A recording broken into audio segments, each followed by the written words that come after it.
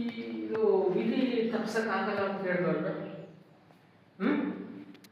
ವಿಧಿನ ಯಾಕೆ ತಪ್ಸಕ್ಕಾಗಲ್ಲ ಅಂದರೆ ಪ್ರತಿಯೊಂದನ್ನು ನೀವು ಪಾಸಿಟಿವ್ ಆಗಿ ನೋಡ್ಬೋದು, ನೆಗೆಟಿವ್ ಆಗಿ ನೋಡ್ಬೋದು.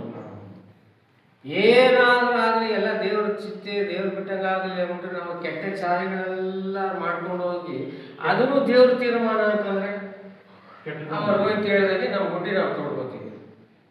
ಅರ್ಥ ಆಗ್ತಾ ಇದೆಯಲ್ಲ? ಸೊ ಪ್ರತಿಯೊಂದು ವಿಚಾರನ ಏನು ಮಾಡ್ಬೇಕಾರ ಧನಾತ್ಮಕವಾಗಿ ನೀವು ಥಿಂಕ್ ಮಾಡಿ, convert, transform into positive way. ಅರ್ಥ ಆಗ್ತಾ ಇದೆಯಲ್ಲ?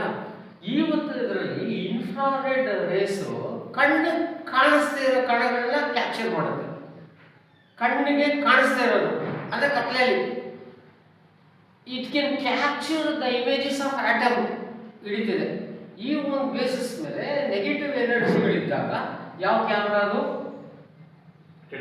ಟೆಲಿಮೀಟರ್ ಕ್ಯಾಮ್ರಾ ಇಂದ ಅದಷ್ಟು ರೆಕಾರ್ಡ್ ಆಗುತ್ತೆ.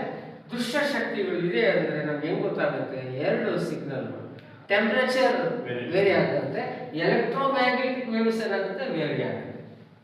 ಅರ್ಥ ಆಗ್ತಾ ಇದೆಯಾ?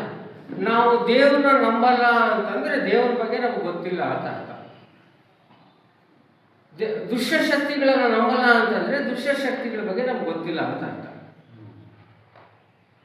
ತಮಿಳಲ್ಲಿ ಒಂದು ಗಾದೆ ಇದೆ, ಪಟ್ಟಾಲ್ ಬುದ್ಧಿವರಂ, ಕೆಟ್ಟನೊಂದು ಅನುಭವಿಸಿದ ಅಂದ್ರೆ ಗೊತ್ತಾಗುತ್ತೆ ಅವನಿಗೆ ಅಂತ.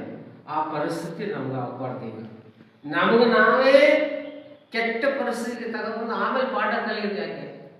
Prevention is better than cure ಅಂತ ಗಾದೆ ಇದೆಯಲ್ಲ. ಕಾಯಿಲೆ ಬರೋಕ್ಕಿಂತ ಮುಂಚೆನೆ ಆ ತಡೆ ಹಿಡಿಯೋದಕ್ಕೆ ನಾವು ಸೂಚನೆ ಮಾರ್ಗಗಳನ್ನ ಪಾಲಿಸಿದ್ರೆ ಕಾಯಿಲೆ ಬರೋದು ತಡೀತಿದೆ ಅಲ್ವಾ?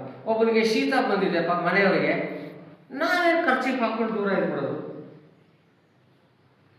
ಅಥವಾ ನನಗೆ ಜ್ವರ ಬಂದಿದೆ, ಶೀತ ನೆಗಡಿದೆ, ನನ್ನ ಪಾಪುಗೆ ಮಗುಗೆ ಮೊಮ್ಮಗಳಿಗೆ ಮುತ್ತು ಕೊಟ್ರೆ ಅಲ್ವೇ? ಅರ್ಥ ಆಗ್ತಾ ಇದೆಯಾ ಫ್ರೆಂಡ್ಸ್? ಆಕ್ಸಿಡೆಂಟ್ ಆಗದೆ ಇರೋಂಗೆ ತಡೆ ಹಾಕೊಳ್ಳೋದು, ಅಪಘಾತ ಆಗದೆ ಇರೋಂಗೆ ನಮ್ಮನ್ನು ನಾವು ತಡೆ ಹಿಡಿಯೋದು ಅದು ಬಹಳ ಮುಖ್ಯ ಫ್ರೆಂಡ್ಸ್ ಜೀವನದಲ್ಲಿ. ದೇವ್ರ ಬಗ್ಗೆ ಗೊತ್ತಿಲ್ಲ ಅಂದರೆ ದೇವ್ರ ಬಗ್ಗೆ ನಮ್ಗೆ ಸರಿಯಾಗಿ ಏನು ಗೊತ್ತಿಲ್ಲ ಅಂತ ಅರ್ಥ. ದುಷ್ಟಶಕ್ತಿಗಳು ಇಲ್ಲ ಬಗ್ಗೆ ನಮ್ಗೆ ಗೊತ್ತಿಲ್ಲ ಅಂತ ಅರ್ಥ. ಸ್ಮಶಾನದಲ್ಲಿ ದುಷ್ಟಶಕ್ತಿಗಳು ಸಾಧಾರಣ ಇರಲ್ಲ ಅಂತ ಅದು ನೆಕ್ಸ್ಟ್ ಕ್ಲಾಸಲ್ಲಿ ನೋಡೋಣ. ಇವತ್ತಿನ ಕ್ಲಾಸಲ್ಲಿ ನಾವು ತಿಳ್ಕೊಂಡಿದ್ದು ಒಂದೇ ಪಾಯಿಂಟ್, ಏನು? ಸುಮಾರು ವಿಚಾರಗಳನ್ನ ಹಂಚ್ಕೊಂಡಿದ್ದೀವಿ. ಗೊತ್ತಿಲ್ಲ ಅಂದರೆ ಗೊತ್ತಿಲ್ಲ ಅಂತಾನೆ, ಗೊತ್ತಿದ್ರೆ ಅಂತ ಗೊತ್ತಿದೆ. ಈ ದೇವ್ರ ಬಗ್ಗೆ ಗೊತ್ತಿದೆ, ದೇವ್ರ ಬಗ್ಗೆ ಅಂದರೆ ಇಟ್ಸ್ ಓನ್ಲಿ ಎಕ್ಸ್ಪೀರಿಯನ್ಸ್.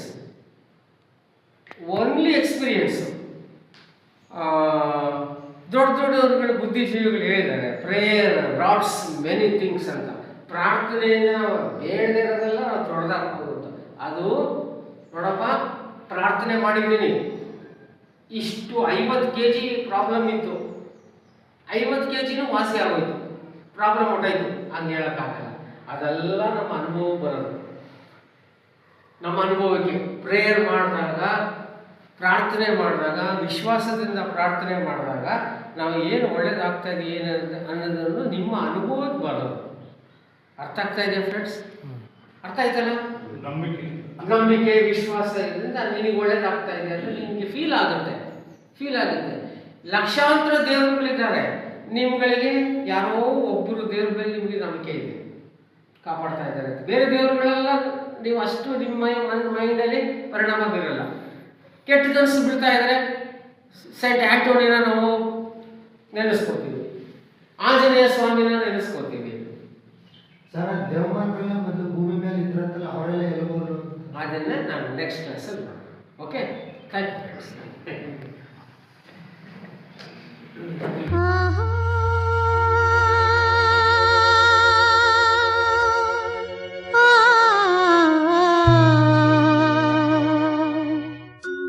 ದೇವರ ಆಟ ಬಲ್ಲವರಾರು, ಆತನ ಎದಿರು ನಿಲ್ಲುವರಾರು. ಕೇಳದೆ ಸುಖವ ತರುವ, ಹೇಳದೆ ದುಃಖವ ಕೊಡುವ, ತನ್ನ ಮನದಂತೆ ಕುಣಿಸಿ ಆಡುವ ದೇವರ